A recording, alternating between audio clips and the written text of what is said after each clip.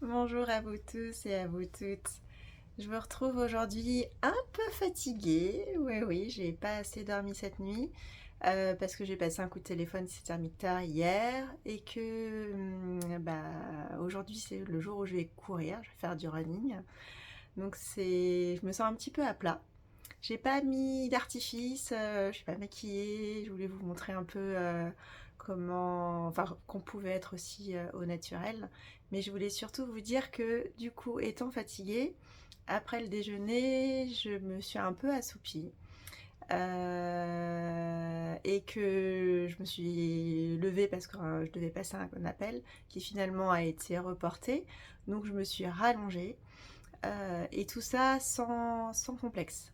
En fait, je pratique de manière régulière la sieste salvatrice, à savoir que quand je sens que je suis fatiguée parce que j'ai pas assez dormi ou fatiguée parce que je suis préoccupée ou parce qu'il y a quelque chose qui m'agace, quelque chose dont je suis pas contente. Je me repose et je voulais vous dire que c'était quelque chose qui pour moi était assez important de pouvoir justement avoir des moments de récupération. Dans la bipolarité, on sait, et je l'ai vécu plus d'une fois, que le manque de sommeil peut influer l'arrivée d'une phase, qu'elle soit up ou down. Et réguler un peu son temps de sommeil, ça peut être pas mal. Et quand on n'a pas bien dormi la nuit, qu'est-ce qu'on peut faire d'autre? Alors oui, essayer de mieux dormir les nuits d'après, mais on peut aussi s'autoriser à s'allonger et à s'assoupir, voire même à s'endormir. Moi, je complexe plus par rapport à ça. La deuxième station allongée dans le canapé que j'ai faite cet après-midi, en fait, j'ai préparé cette vidéo, donc ça n'a pas été, mon corps était en totale détente. Par contre, mon cerveau, lui, ça allait, parce que c'est une fatigue physique. Voilà, je voulais juste vous parler de ça, de l'importance effectivement de s'écouter, notamment par rapport à la fatigue, parce que la bipolarité, mais aussi, je pense, toutes les autres maladies psychiques, créent une plus grande fatigabilité. À savoir que on a plus de chances d'être fatigué plus vite que quelqu'un qui n'a pas de patho. Et moi, ça fait pas très longtemps que je l'accepte. Parce que c'est vrai que ça peut être un petit peu gênant vis-à-vis des autres, mais aussi vis-à-vis de soi-même, parce qu'on a l'impression qu'on glande. Mais en fait, non. Non, non, c'est juste que notre corps a besoin de plus de repos, notre cerveau a besoin de plus de moments où il est en mode off, où il n'est pas en train de réfléchir, il est juste en train de se régénérer. Donc n'hésitez surtout pas à faire des siestes. Alors pas trop longues, faut pas que ça perturbe non plus vos heures de sommeil de nuit, mais si vous arrivez à faire un équilibre entre les deux, je trouve que c'est un bon moyen de vivre sans trop se pénaliser, on va dire. Je voulais surtout vous parler dans cette vidéo de ce qu'on appelle le pouvoir créateur, son propre pouvoir créateur de vie. Je ne sais pas si vous avez déjà entendu parler de cette notion, c'est l'idée que en fait on a la capacité d'être l'artiste, l'artisan, le chef d'orchestre de sa propre vie, qu'on a en nous, entre nos mains, les cartes de notre vie et qu'il s'agit de les poser au bon moment pour faire le meilleur jeu. Moi, cette notion, je l'ai reçue un peu comme une révélation vers 20 ans. J'en garde encore l'image de comment elle m'est venue. Je crois que je revenais de chez ma psy et je rentrais chez mes parents et j'étais à 100 mètres d'arrivée. Et là, m'est tombée dessus dans la rue cette idée que oui, j'ai ma vie entre mes mains.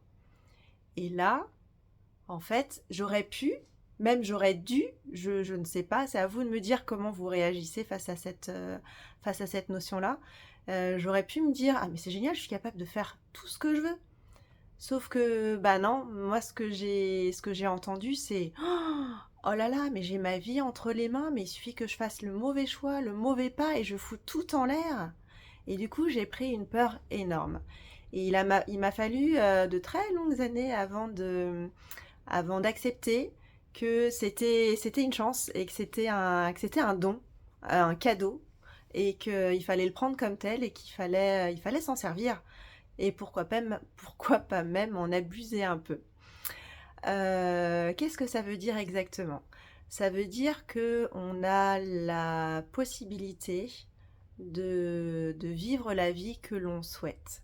Alors ça ne veut pas dire que si on rêve d'être milliardaire, on est tous capables d'être milliardaires. C'est pas ça non plus que ça veut dire. Ça veut juste dire que comme tout est énergie, toutes les choses ont une fréquence vibratoire. En fait, on va attirer à soi des choses qui sont en vibration avec ce qu'on renvoie. Du coup, si on imagine qu'on est comme une radio et que le bouton est mis sur la fréquence d'une radio, avec notre pouvoir créateur, qui est celui de la pensée, de l'intention, puis après de l'action, on tourne le bouton des fréquences et on va arriver sur une autre radio. Et c'est ce mouvement-là, en fait, qu'on peut faire grâce à notre pouvoir créateur, c'est de se brancher à d'autres choses, à une autre manière de vivre, à une autre manière d'être. Et en fait, on attire finalement ce pourquoi on vibre. Donc en changeant notre vibration, c'est-à-dire nos pensées, nos intentions, on peut changer ce que la vie nous apportera, nous mettra sur notre chemin. Et je fais un lien avec quelque chose qui nous concerne plus, nous les personnes touchées par la maladie psychique, c'est la psychoéducation. Vous allez comprendre après pourquoi, d'où vient ce lien. Alors la psychoéducation, ce sont des programmes qui sont proposés généralement par des hôpitaux ou par des cliniques, des programmes de groupe autour d'une pathologie ou autour d'un symptôme ou d'une dérivation de cette pathologie. Ça peut être par exemple de la psychoéducation sur la bipolarité, ça peut être de la psychoéducation sur l'estime de soi, sur les addictions, sur le sommeil. En fait, ce sont des programmes de groupe, c'est des ateliers qui sont sur entre 6 et 10 séances à peu près, et qui vont nous amener à mieux connaître une pathologie ou un symptôme. Et grâce à la TCC, donc la thérapie cognito-comportementale, ce sont des exercices qui sont proposés aux participants à faire généralement entre les séances. Et grâce à ces exercices, plus à l'information qui nous est apportée autour du thème de l'atelier, on va réussir à obtenir une meilleure connaissance plutôt théorique et aussi une meilleure connaissance pratique et personnelle grâce aux exercices. Ce qui est intéressant dans la psychoéducation, c'est que en fait, c'est pas un cours magistral, c'est plutôt un échange entre des professionnels et des patients. Et c'est un peu les patients qui co-construisent avec le professionnel le contenu de la séance. C'est ça qui est très riche, c'est ça qui est aussi beaucoup plus proche de la réalité que s'il y avait qu'un apport venant des professionnels, puisque finalement on va aborder le sujet en ayant plein d'exemples de l'intérieur, des exemples avec lesquels on peut se reconnaître, ou des exemples parfois qui vont nous permettre de débloquer quelque chose auquel on n'avait pas pensé, d'aborder un souci d'une autre manière. Moi, j'ai suivi un programme de psychoéducation autour de la bipolarité. C'était pas hyper intéressant. Je pense qu'il y en a qui sont nettement mieux faits. Mais par contre, ce que ça m'a apporté, c'est que j'étais en contact avec un groupe de bipolaires, ce qui m'était jamais arrivé, et que je me suis rendu compte, avec tous les échanges qui ont eu lieu, qu'il n'y avait pas un bipolaire qui se ressemblait. Effectivement, il y a des traits communs, mais il y a quand même beaucoup plus de particularités suivant l'individu.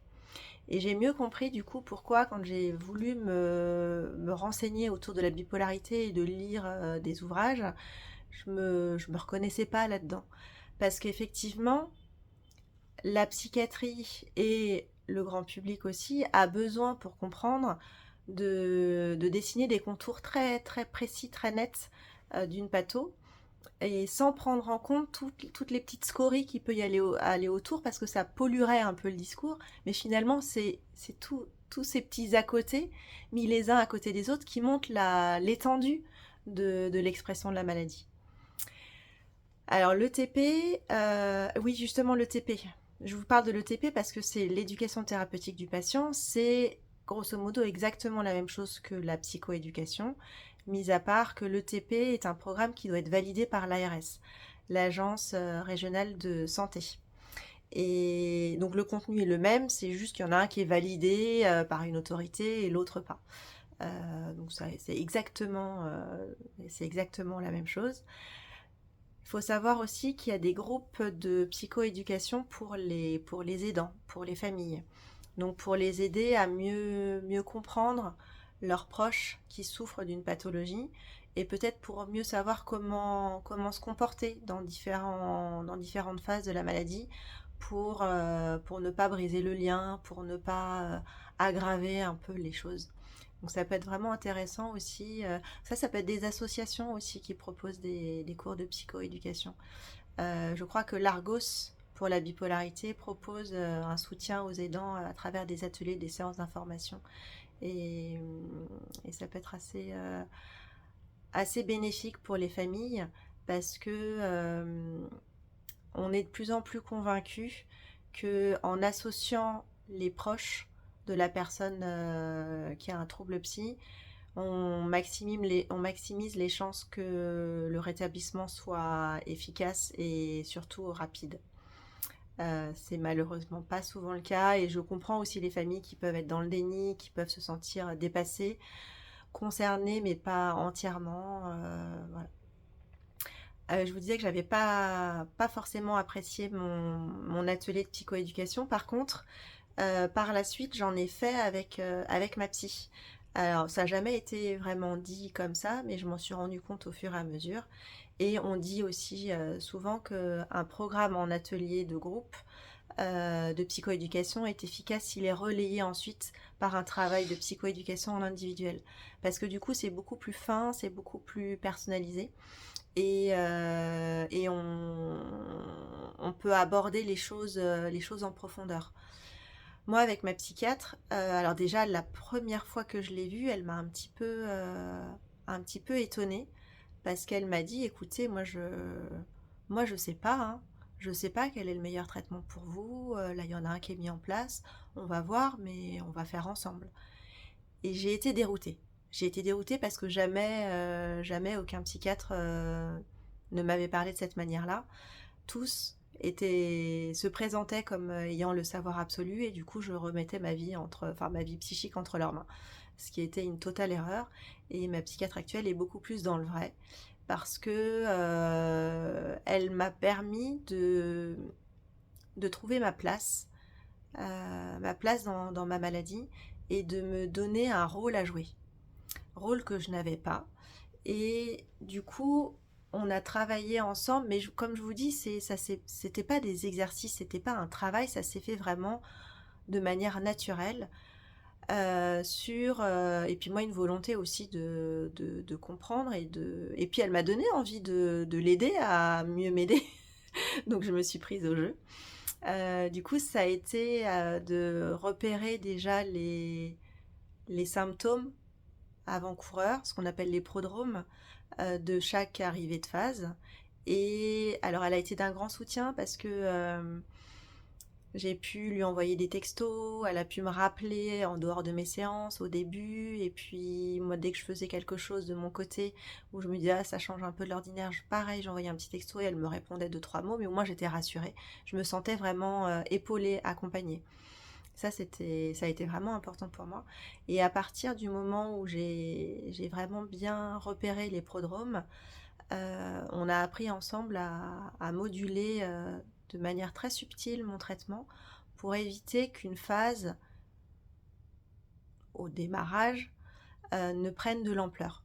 Et en fait, elle m'a toujours dit qu'effectivement, plus on agissait vite dans une phase, plus on avait de chance qu'elle ne dure pas et qu'elle s'arrête rapidement. Donc ça a été mon travail de psychoéducation et qui, je pense, pour moi, était beaucoup plus adapté qu'un travail en groupe. Voilà, donc je vous recommande aussi de voir si c'est pas quelque chose que vous pourriez faire avec d'autres psys. Pas tout seul. Moi, je n'osais pas le faire toute seule. Sans elle, je l'aurais pas fait. Mais je recommande quand même d'être soutenue par quelqu'un qui a la connaissance des médicaments et des actions des médicaments. Ça permet de ne pas faire d'erreur et de prendre confiance. Moi, elle m'a donné confiance en moi par rapport à ma maladie, confiance en ma maîtrise de la maladie. Alors, maîtrise pas parfaite, hein, bien sûr, mais maîtrise de ma maladie. Et aujourd'hui, je peux dire que je suis vraiment actrice dans l'expression de ma maladie. Et ça, je ne pouvais pas le dire il y a encore quelques années. Et c'est en ça que justement, il y a un lien entre le pouvoir créateur que l'on a tous et la psychoéducation. C'est que la psychoéducation permet effectivement de développer, de retrouver, d'acquérir ce qu'on appelle l'empowerment, donc le pouvoir d'agir. C'est le pouvoir d'être acteur de sa maladie. Et finalement, on a tout ça en nous, cette capacité à être le chef d'orchestre, à être le magicien aussi de sa propre vie et également de sa maladie. J'en ai fini pour aujourd'hui. Petit message pour vous dire de ne pas hésiter à vous abonner à ma chaîne. Ça fait plaisir de voir qu'il y a des personnes qui nous suivent. Puis comme ça vous permettra d'être au courant dès que je poste une nouvelle vidéo. Je vous souhaite une très bonne journée et je vous dis à très vite.